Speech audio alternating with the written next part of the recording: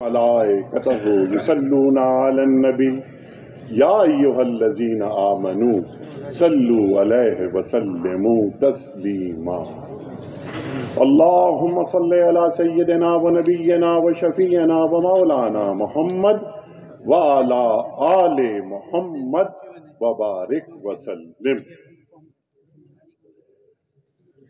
ولن ترضى عنك اليهود ولا النصارى حتى تتبع ملتهم. اکابرین بلکہ اساتذہ تشریف فرما ہے. بہت ساری گفتگو ہو چکی ہے. اسماعیل ہانیہ صاحب خطاب فرما رہے تھے.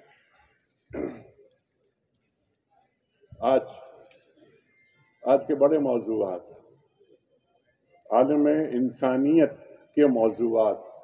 غازہ ایک بڑا موضوع، مسلمانوں کی ذمہ داریاں، اہل ایمان کی ذمہ داریاں جو اپنی نسبت سرکار دو عالم صلی اللہ علیہ وآلہ وسلم سے قائم رکھتے ہیں، اور ان کا ایمان ہے کہ النبی اولیٰ بالمؤمنین من انفسہم. ان کا ایمان ہے کہ وما آتاکم الرسول فخذوہ وما نہاکم عنہ فانتہوا.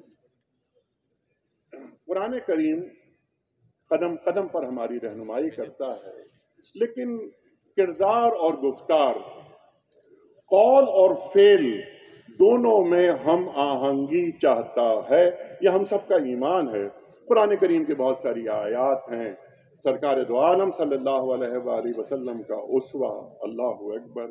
یا ایھا الذین آمنوا لما تقولون ما لا تفعلون کبر مقتا عند اللہ ان تقولوا ما لا تفعلون.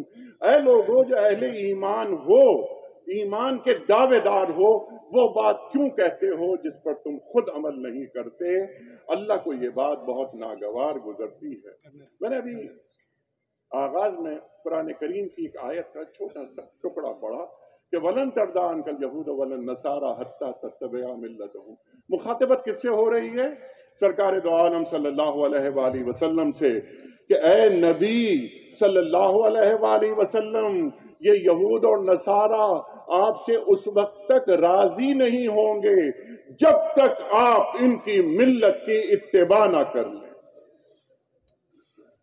اتباع. قل ان کنتم تحبون اللہ فاتبعونی یحببکم اللہ. محترم حاضرین، یہ مصرع، یہ اقبال کہہ رہے ہیں کہ یہ مصرع لکھ دیا کس شوخ نے محراب مسجد پر، یہ ناداں گر گئے سجدے میں جب وقت قیام آیا. یہ ناداں گر گئے سجدے میں جب وقت قیام آیا. بیان میں نقطہ توحید آ تو سکتا ہے، تیرے دماغ میں بت خانہ ہو تو کیا کہیے؟ کہیں ایسا تو نہیں، یہ استاد الاساتذہ ہمارے معزز علماء تشریف فرما ہیں، یہ ہمیں بتائیں کہ کہیں ایسا تو نہیں ہو رہا کہ ہم قولی اقرار کر رہے ہوں اور عملی انکار کر رہے ہیں. 57 اسلامک اسٹیٹس، یہ OIC، یہ عرب لیگ، ان کا اجلاس نشستند، گفتند، خوردند، برخاستند. اس کے سوا کیا ہے؟ میں نے بہت مرتبہ بات کی ہے، ٹاک شوز میں بات کی ہے. OIC کو اپنا کام کرنا ہے، حکیمانہ انداز سے. دانشوروں کو ساتھ رکھیں، علماء کو ساتھ رکھیں. بہت سارے کام حکمرانوں کے بس میں نہیں ہوتے. جسے ہم نے حکمت عطا کی فقد اوتیا خیرن کثیرا وَيَتْلُو عَلَيْهِمْ آیَاتِهِ وَيُزَكِّيهِمْ وَيُعَلِّمُهُمُ الْكِتَابَ وَالْحِکمہ سے اسے جوڑیں. OIC کا اجلاس ہوا تھا 4-5 برس 6 برس پہلے.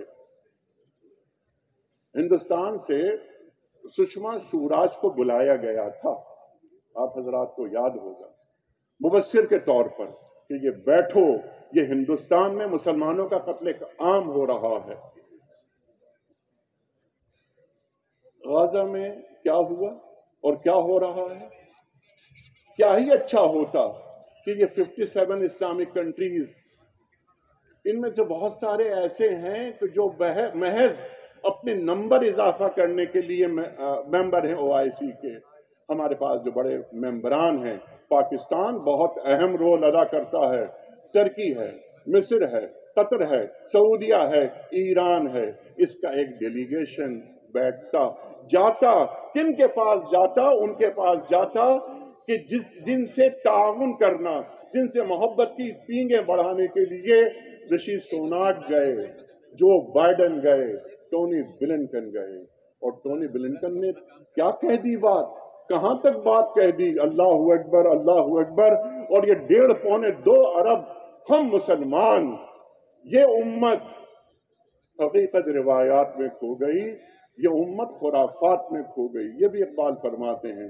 ٹونی بلنکن آیا نیتن یاہو کے پاس اور اس نے کیا کہا؟ اس نے یہ کہا کہ میں آپ کے پاس یہ فارن سیکرٹری کی حیثیت سے نہیں آیا، امریکہ کے، میں امریکہ کے فارن سیکرٹری کی حیثیت سے نہیں آیا، میں اس لیے آیا ہوں کہ میرا باپ یہودی، میری ماں یہودی اور میں یہودی. پورے عالم اسلام میں کم از کم 2 افراد تو ہوتے جو جا کر یہ کہتے. یہ اسماعیل ہانیہ بات کر رہے تھے اور میں سوچ رہا تھا کہ اسماعیل ہانیہ اور اس کی تنہائی، یہ کس سے مخاطبت کر رہا ہے؟ یہ عرب دنیا سے مخاطبت کر رہا ہے. کیا عرب دنیا، خاص طور پر عرب دنیا اور عمومی طور پر پورا عالم اسلام، کیا غزہ کا مسئلہ حل کرنے میں سنجیدہ ہے؟ میرا سمپل سوال یہ ہے.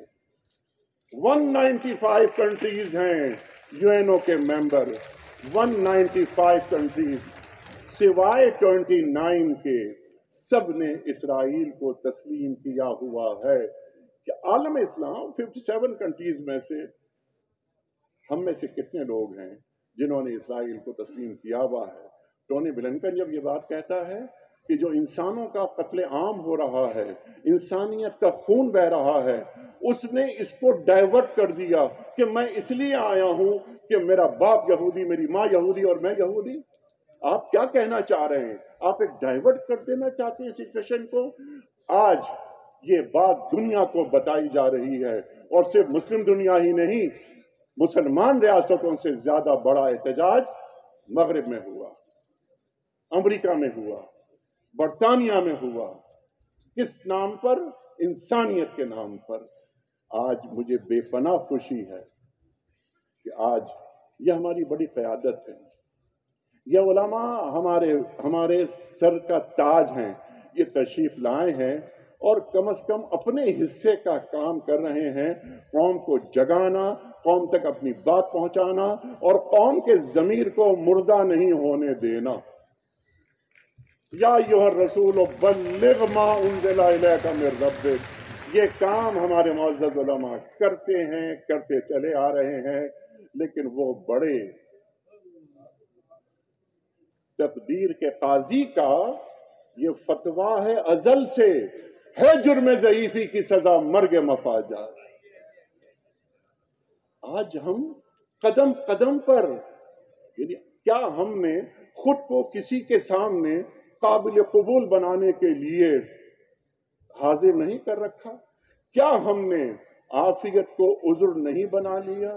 عافیت، میں اطمینان سے ہوں، لیکن کیا خبر کہ ہماری عافیت، ان لوگوں کی عافیت رفح کے بارڈر کے ساتھ جو کھڑے ہیں. میں ان دنوں رفح کے بارڈر پہ تھا، اندر جانے کی اجازت نہیں تھی. بہت زمانے کے بعد چند ٹرکس، ٹرالرز، ان کے جانے کی اجازت تھی، لیکن وہ بھی اس وقت اندر داخل ہوں گے کہ جب تک کہ اسرائیلی فوجی ان تمام ٹرالرز کو چیک نہ کر لیں. ہم ہاتھ پہ ہاتھ رکھ کر بیٹھے ہوئے ہیں. آواز کیوں نہیں بلند ہوتی؟ ہم بہت سارے کام کر سکتے ہیں.